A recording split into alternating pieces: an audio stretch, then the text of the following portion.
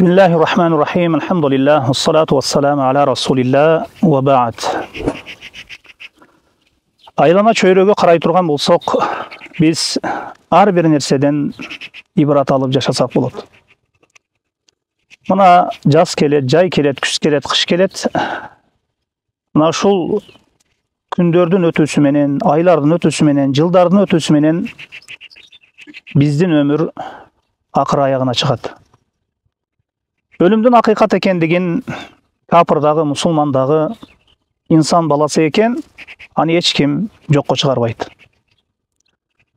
Пайгамбарыбыз саллаллаху алейхи ва саллям хадисинде менин үммөтүм 60 менен 70-тин ортосунда ааламдан кете берет деп айткан.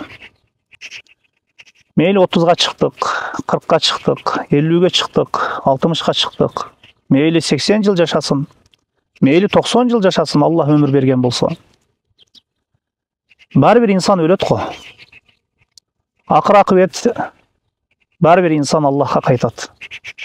Кур'ан-ы Керимде Аллах Таала көптөгөн аяттарда менин алдыма кайтып келесиңер деген. Эми Аллахтын алдына ким кандай абалда кайтып барат?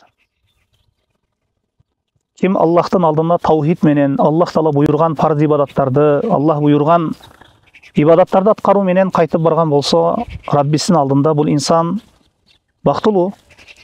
Кайсы бир инсан ширк менен, бидаттар менен, пайгамбарыбыз саллаллаху алейхи ва саллям буйруган иштери менен, күнөөлөр менен бара турган болсо, бул акыбет албетте жамандык. Инсан канча өмүр сүрбөсүн, 80 жыл өмүр сүрсүн, 90 жыл өмүр сүрсүн, инсан ушунчалык алсыз өмүр өткөн сайын биздин күч кубатыбыз азайып бара берет. Бул акыйкат. Бизге берилген көз, бизге берилген органдар, мүчөлөр ашып кетсе 60 жыл, ашып кетсе 70 жыл кызмат кылат. Андан кийин булар деле биздин мүчөлөрүбүз, биздин денебиз өз кубатын жоготот. Барар жерибиз ар бирибиздин көзүбүзгө көрүнүп калат. 2 метр жер, 2 метр бир орун кабыр. Инсан бул дүйнөдө да түбөлүктүү эмес экен. Кабырга киребиз, акыйкат бул нерсе. Бизден алдын кетип жаткан адамдар да бар, достор, туугандар дагы бар.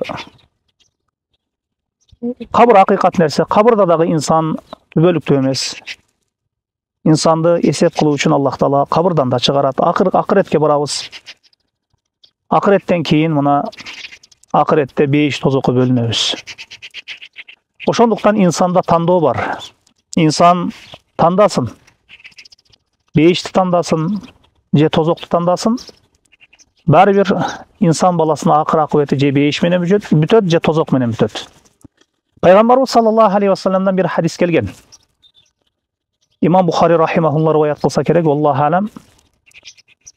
Аллах Таала бир пендени бейишке киргизбейт, тозоктогу ордун көрсөтмөйүнчө дейт. Бейишке кирип жаткан кезде пенде тозоктогу ордун көрүп, Аллахка мына ушунчалык шүгүрлөрдү айтып, Аллах Таала тозоктон куткаргандыгын, жана Аллах Таала ошол пендеге өз фазилети менен райым кылгандыгын билип, таанып, шүгүр келтирген абалда бейишке кирип кетет экен, тозоктогу ордун көрүп. Эгерде бейиш жолун, Кур'ан, сүннөт, мына ушул бейиш жолун тандабаганда, анын акыр акыбети мына тозоктогу орду болчу. Ал эми тозокко кирип жаткан пендени кирип жатканда дагы Аллах Таала мына ушундай азап менен бейиштеги ордун көрсөтүп, анан киргизет экен.